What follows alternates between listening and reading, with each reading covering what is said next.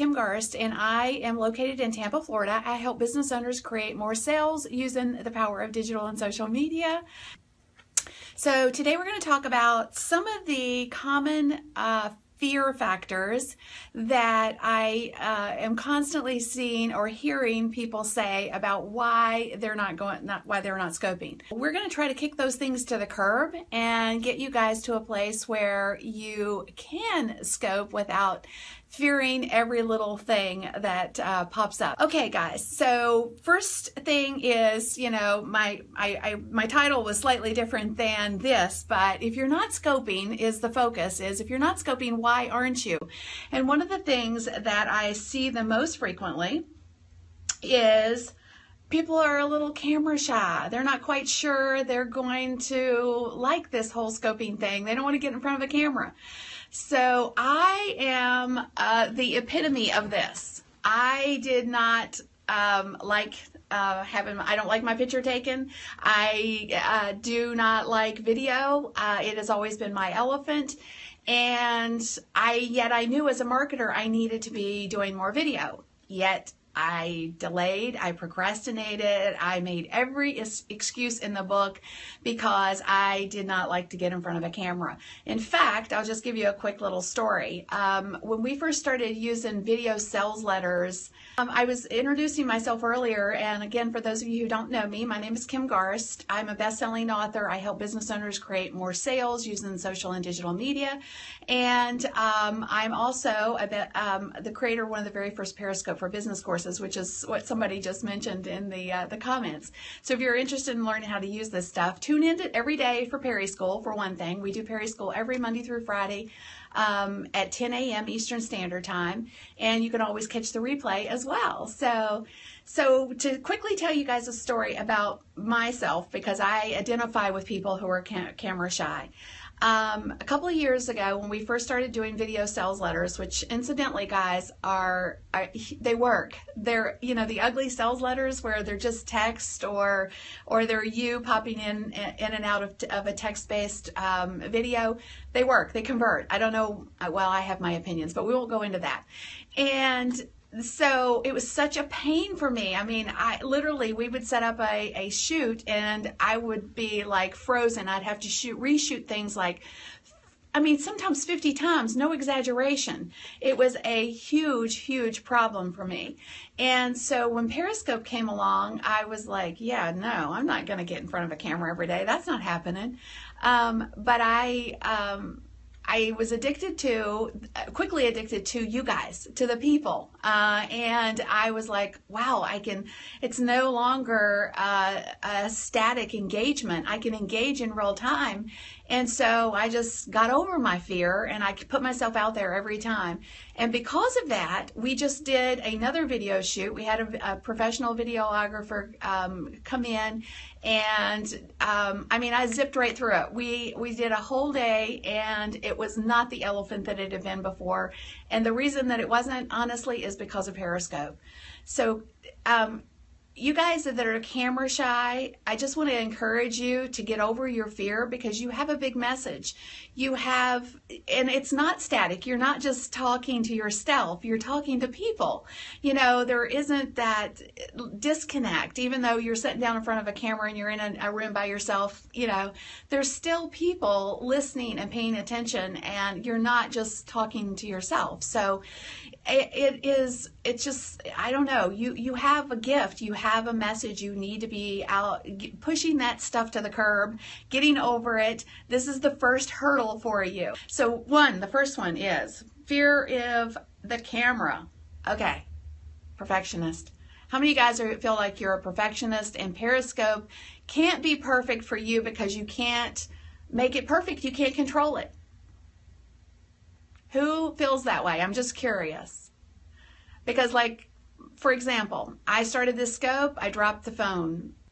It's not perfect, guys. And that's the beauty of it. That's exactly why people love it. You know, that's why when you go onto a scope and you see somebody struggling, we step up to try to help them. We acknowledge that it's okay. It's the rawness of it that is what people are appreciative of versus the perfection that we've come to expect of ourselves and for the content that we create. So, the perfection is, self-imposed, I guess is my point. We self-impose that perfectionist piece because that was me too. I'm a perfectionist. And what's really intriguing to me, and I've had to embrace this over the years, is that what we consider perfect is not what other people would consider perfect. So sometimes good enough is perfect. That's the thing. We got to get over just being perfect. It's not perfect. And it's just one of those things we have to get over. And be okay with not being perfect. If you drop the phone, it's okay. If you drop your iPad, if you're scoping from your iPad, if you lose your connection, if your nose is shiny, if somebody says something negative, which we're going to talk about, by the way, those are things that you've got to get over and just let those things be a byproduct of the environment and not let it control the environment. Okay, so that's the second one. First one, again, was fear of the camera. Perfectionist, the perfectionist in us is the number 2 thing that I see most often. And this was a biggie. What if nobody likes me? Guys, have you ever felt that way on social media? And this isn't just here on Periscope, right? I mean, this is across the board. It's a fear of not being liked. It's putting ourselves out there and opening ourselves up to the fact that not everybody is going to like us. That's the key to all of it, guys. We can't please everybody. And you're not here to please everybody. That's the other big issue. You are not here to please everybody. You are only here to serve those that resonate with you and your message and your mission. And everybody else is not your ideal client, your ideal customer. If they don't like you, let them go. Don't harbor on it, or don't focus on it. Like, for example, when I first got started, people would unsubscribe to my newsletter, and I would take it really personally. I'd be like, maybe I should reach out to them and find out why they don't like my stuff. What am I doing wrong? And then I realized, through time, you have to it's okay. Don't focus on the people who leave, focus on the people who stay. So don't worry so much about who doesn't care about what you're saying or, bashes you or whatever. Focus on the people. If you help one person, if you serve one person, then it's worth it. Let everybody else go. I'm always concerned, I get a lot of people say, well, people are unfollowing me or they're unliking my page. Guys, don't even stress over it. Don't even lose a second of sleep over that. You have got to focus on the people who stay, the people that you can serve, not the people that don't want to be served. So get over that. Kick that stuff to the curb, guys. So then the next one, trolls. Who's scared of trolls? At the root of it, trolls are bullies. That's really what they are. I mean, they're disruptive. They come into scopes. They say nasty things. And they're I eat trolls for breakfast. There you go. The green smoothie concept came to mind when you said that. But that's right, guys. They're just big old bullies, and they have nothing better to do in their life. They have a hole in themselves. It shouldn't impact you. And again, the bigger picture of what you have to offer. It's so interesting. I was watching a video just the other day, and this gives me hope for people. I was watching a video, and it was a staged video where these two teenagers were at a bus stop and they were bullying a younger child. And as people would come and sit on the bench to catch the bus, they were overhearing that, these two older kids were bullying this younger kid. And almost every instance, people stepped up and protected that child, the younger child. Only one gentleman didn't really step up and protect that person. So when we run into a troll here on Periscope, guys, it's really quick and easy to get rid of them. You can either say, trolls aren't welcome, and you just click on the comment and you hit block. Easy. They're gone. Zap. Not only when that happens, you are blocking them from not only your scope, but also from any future scopes that you're on that they're trying to intrude upon and be nasty on. So you don't have to, don't take it. Don't let them, get to you. Now, sometimes people will pretend to be interested in your content and then they'll turn into a troll. But that's okay, guys, and if you're ever on a scope where somebody is being negative and nasty to the host of that scope, step up. Step up. It is not okay. It is not okay. Take a stand. Bullying is not welcome in any environment, and you shouldn't tolerate it. So if you see it happening on somebody else's scope, block that person yourself. Encourage everybody else to block them. Have a block party. Yes, this is not welcome. Do not let them intimidate you guys. And it's very easy to, get rid of them. In fact, it's much easier in a scope than it is in real life. But yes, just block them. Get rid of them. Don't let them kick them to the curb, as I say. Okay. Now this is a biggie, and I really want to stress on this or spend some time on it. How you block someone. Basically, if you see a negative comment going through your scope feed, whether you're on a scope or whether you're hosting a scope, can't talk. Tap on the comment, and it'll pop up their profile with an option to block them. Just click the block button, and you will never see them on any of your scopes again. Yeah, you can block them even even in real life. I mean, you can block them on Facebook. You can, block them on Twitter as well. It is annoying when you miss them. Like yesterday I had one and I missed them, but it's okay. I acknowledged that they were there and it alerted everybody else, and it's okay. So that's how you block them. Okay, but a lot of people feel like they don't have value. They don't feel like they are expert enough to, share their knowledge or share their message, or, they feel like they don't know enough.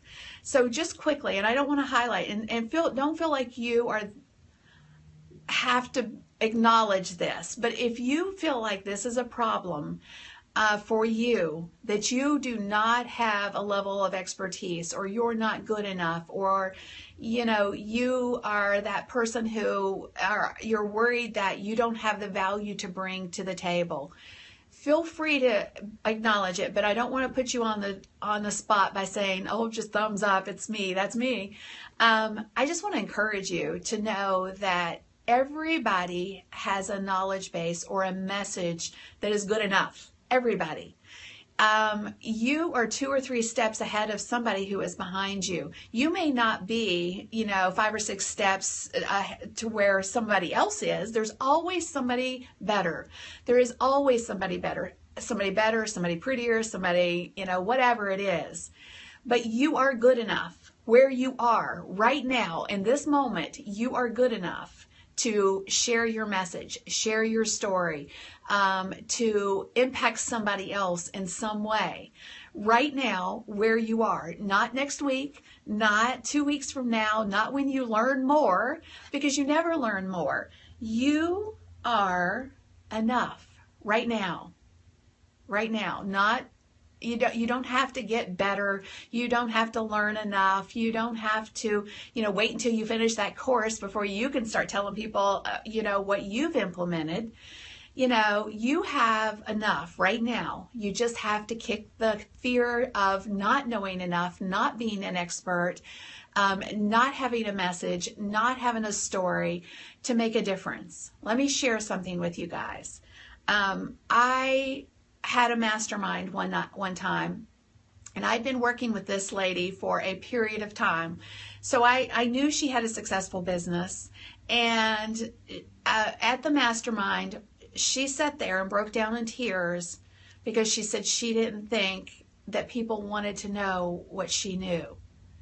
And it broke my heart because she's gone on to build amazing 7-figure business. But at that point where she was, she didn't feel her value. She did not know how capable she was. She did not realize her possibilities. And I'm same for me. When I started, I didn't know how possible I was. I mean, I wanted to earn a couple of $100, and I went on to build, 6 and 7-figure businesses, multiple ones now. But I didn't know that when I started. So, and when I started, I would have been the same place many of you feel like you are right now, where you don't feel that value yet. But you do have a value proposition. You have a story to share. You have a difference to make. So many of us are worried about our stories. Guys, they're like, well, that's not a good story. I'm not sure I should share that story. And the reality is, the bad stories are more impactful than the good stories. My struggles give you hope, guys. You're maybe 5 or 6 steps behind where I'm at. That doesn't mean that I just took this giant flying leap from my struggles to success. No, that's not the way it works. You go through the struggles, you go through the failures to get to success. And, it doesn't work like that. So your struggles are more impactful. Even personal stories are more impactful than, the roses and the sunshine. Anybody could blow sunshine up your tush, but when you get down and dirty and you're like sharing the reality of where you've been and where you want to go, that's the impact that you have to make.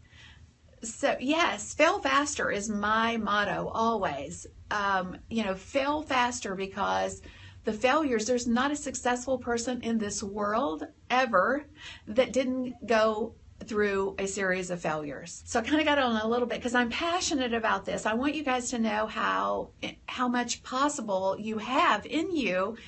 You just have to step out beyond all of these things that you may be struggling with. Some of them may not be a pain point for you. You may not be scared of trolls, but you may be scared of the camera. You may not, you may feel like you have a value proposition, but you can't get around that troll thing. You're worried that trolls are going to say your hair looks terrible. Those are, again, these are common issues that we're all facing in some level and at some point in our past even. Fail faster, embrace those failures. The only time you really fail, I fail every day, honestly. And I rejoice in those failures because I'm like, I learned something. And I won't be as likely to do that again. Now, sometimes you do it again. I'll be honest. Sometimes you make the same mistake twice. Or sometimes 3 or 4 times before you have to just smack yourself and say, hello. But, it's still one of those things where, if the only time you ultimately fail is if you give up, if you quit. The failures are just a learning lesson. And then, you get back on your horse and you can start galloping again. It's just the way it goes. Guys, take care. Have a great day. And I'll see you later.